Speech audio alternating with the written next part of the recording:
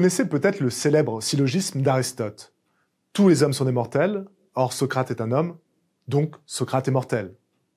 Laissez-moi vous en proposer un autre, rapporté par l'ethnologue Charles Stepanov, spécialiste des pratiques chamaniques en Asie du Nord, et nettement plus en phase avec nos thématiques actuelles sur le dialogue avec les invisibles. Un chaman est quelqu'un qui rêve. Or, tout le monde rêve, donc tout le monde est un peu chaman. Il y a là deux prémices logiques pour en arriver à cette conclusion étonnante. Je serai un chaman qui s'ignore, tout comme vous. Pour envisager cette hypothèse sérieusement, il ne faut pas s'arrêter à l'imagerie psychédélique et New Age véhiculée par des récits, comme ceux de Carlos Castaneda, ou des films tels que Blueberry de Yann Kounen. Il faudrait se pencher sur ceux que l'ethnologue Charles Stepanov décrit comme des experts des techniques de l'imagination. Des êtres capables de se décentrer, autrement dit de sortir d'eux-mêmes et de se dédoubler. Je suis moi-même coutumier de ce genre d'expérience de dédoublement et je vous assure, je ne suis pas fou. Quand je dors profondément, bien qu'allongé, je voyage, je me projette en dehors de ma chambre, de mon lit, et j'expérimente, je me déploie dans l'espace onirique. Et même pendant près de 50% de mon temps éveillé, je me laisse absorber, d'après les neuroscientifiques, par des pensées flottantes, non contrôlées, des flux d'images. Si quelqu'un me surprend en train de rêvasser, ma première réaction sera de m'excuser pour mon manque d'attention. Désolé, je n'étais pas là. Arrêtons-nous un instant sur ce « je n'étais pas là ». Intéressante formulation, n'est-ce pas? Car si je n'étais pas là, où étais-je? Qui suis-je pour dire que je serais moins moi, dans mes pensées, que dans mon propre corps? Ces expériences de sortie de soi, nous avons tendance à les refouler individuellement et à les disqualifier collectivement. Comme si ces moments d'absence, de dérive contemplative, ne pouvaient pas nous ouvrir une autre forme d'accès et de dialogue au monde. C'est précisément le savoir qu'ont développé les chamans. Pour voir ce que les autres ne peuvent pas voir, les chamans vont se couper du monde sensible et stimuler leur perception non sensorielle afin d'amorcer un voyage cosmique et d'explorer les messages non humains. Cette expertise technique s'avère indispensable dans les sociétés de chasseurs-cueilleurs, où le chamanisme est perçu comme une puissante arme pour comprendre sa proie, se mettre à sa place et percevoir ses intentions. Le rituel chamanique visera ainsi à doter l'animal d'une subjectivité sans laquelle le dialogue, la relation interespèce, serait impossible. En barrant la communication avec d'autres formes de vie, le monde moderne a réduit notre surface de contact avec le monde, à une période où, justement, l'impératif écologique en fait cruellement ressentir le besoin, comme le montrent les récents succès de librairie de Vinciane Després, avec son autobiographie d'un poulpe, ou encore celui du forestier Peter Wollenben, avec La vie secrète des arbres. Par leur capacité personnelle et leur technique, les chamans sont des diplomates, mais des diplomates d'un genre particulier, capables de circuler entre le visible et les invisibles, le proche et le lointain, et ce, en vue de réparer le monde. Nous autres, modernes, nous sommes délibérément privés de ce ressort, de ce mode d'action sur notre environnement. La raison technicienne, notre soif de domination, produisent une perte de résonance du monde et nous conduisent à nous replier dans un entre-soi humain. Dès lors, inéluctablement, comme l'écrit Charles Stepanov, l'invisible paraît se refroidir, comme s'il s'enlisait dans le visible.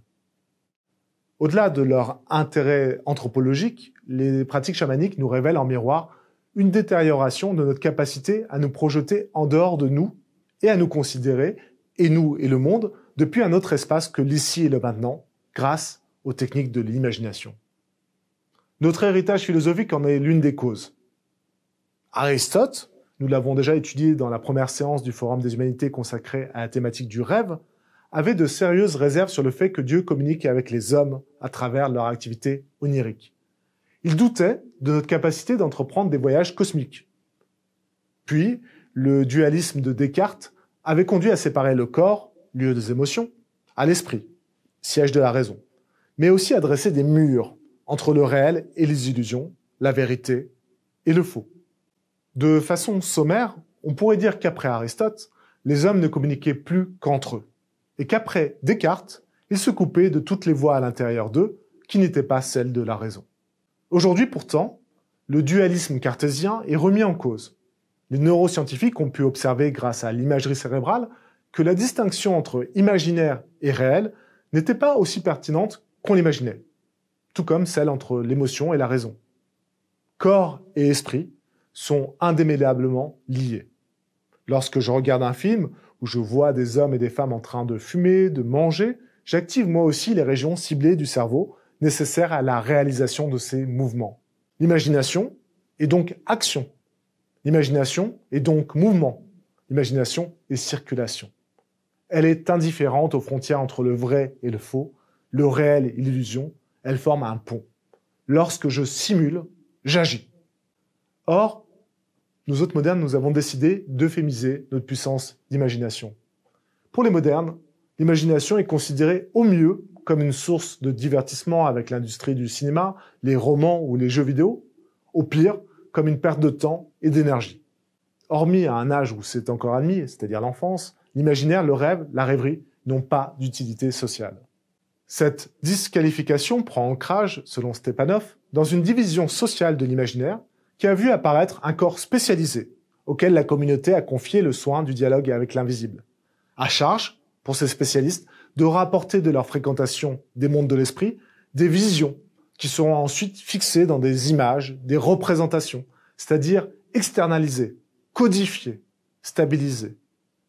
C'est ce que Guy Debord appelait dans sa célèbre critique de la société marchande le spectacle, avec un grand S. Le spectacle comme langage de la séparation entre la vie vécue et la vie représentée, avec d'un côté les producteurs d'images, les Netflix, Disney, Paramount, Ubisoft, et de l'autre côté les consommateurs d'images. Abonnez-vous et on s'occupera de tout.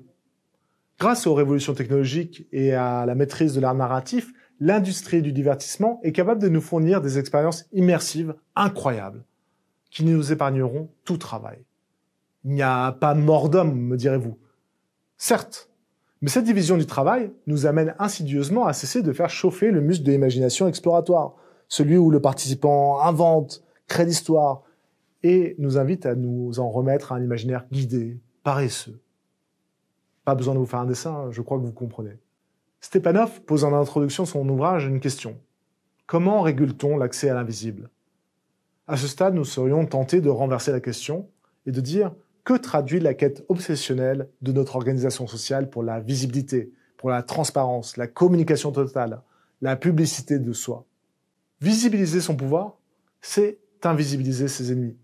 À ce jeu-là, la culture américaine a réussi à frapper fort avec son soft power, en imposant ses images, ses icônes, son imaginaire dans le monde entier. Et ce, jusqu'à faire de ces paysages des décors de cinéma, et du cinéma, le paysage authentique dans lequel nous voyageons.